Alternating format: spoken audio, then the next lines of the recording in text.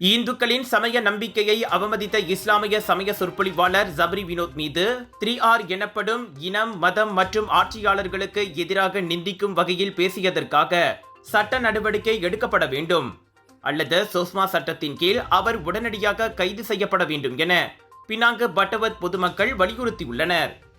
முன்னாள் போலீஸ் அதிகாரி சி முனியாண்டி தலைமையில் நேற்று காலை பட்டவத் போலீஸ் நிலையத்தில் ஜம்ரி வினோத்துக்கு எதிராக நூற்றுக்கணக்கில் புகார்களும் செய்யப்பட்டன. முன்னதாக ஜம்ரி வினோத்துக்கு எதிர்ப்பு தெரிவிக்கும் வகையில் நூற்றுக்கணக்கான பட்டவத் மக்கள் கவன ஈர்ப்பு போராட்டத்தையும் நடத்தினர்.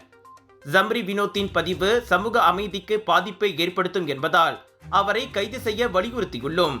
புகார்களை பெற்றுக்கொண்ட போலீசார் மேலதிக விசாரணை மேற்கொண்டு உரிய நடவடிக்கை எடுப்பதாக உறுதியளித்ததாக சி முனியாண்டி தெரிவித்தார். ஒரு 200 ரிப்போர்ட் செஞ்சுக்கிட்டு வந்திருக்கோம்.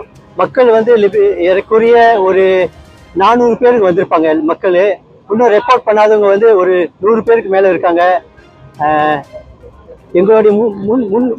எங்களுடைய நோக்கம், முக்கியமான நோக்கம் என்னன்னா, ஜம்ரி வினோட்டை எப்படியாவது 3R மசோதாவில் அல்லது சொஸ்மா மூலியமாக அவரை கைது செய்து அவருக்கு தக்க தண்டனையை இந்த மலேசியா மடானி எடுத்துக் கொடுக்குமாறு நாங்கள் பணிவன்போடு கேட்டுக்கொள்கிறோம்.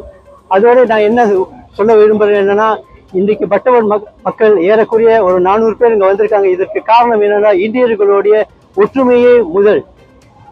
நாங்கள் இந்த நேரத்தில் எங்களுடைய ஒற்றுமையை நம்ம நாட்டுக்கு காட்டி நாங்கள் இந்திய சமுதாயம் எவ்வளோ நல்ல நேர்மையாகவும் பணிவாகவும் காந்தி அடிப்படையில் ஒரு செய்கையை செய்து கொண்டு இந்த நேரத்தில் செஞ்சுக்கிட்டு வந்துகிட்டு இருக்கோம்.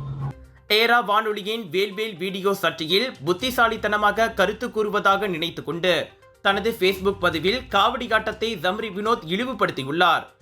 காவடியாட்டத்தை பேயாட்டத்துடனும் மதுபோதையுடனும் அவர் ஒப்பிட்டு பேசியது இந்துக்கள் மத்தியில் பெரும் சலசலப்பை ஏற்படுத்தியுள்ளது.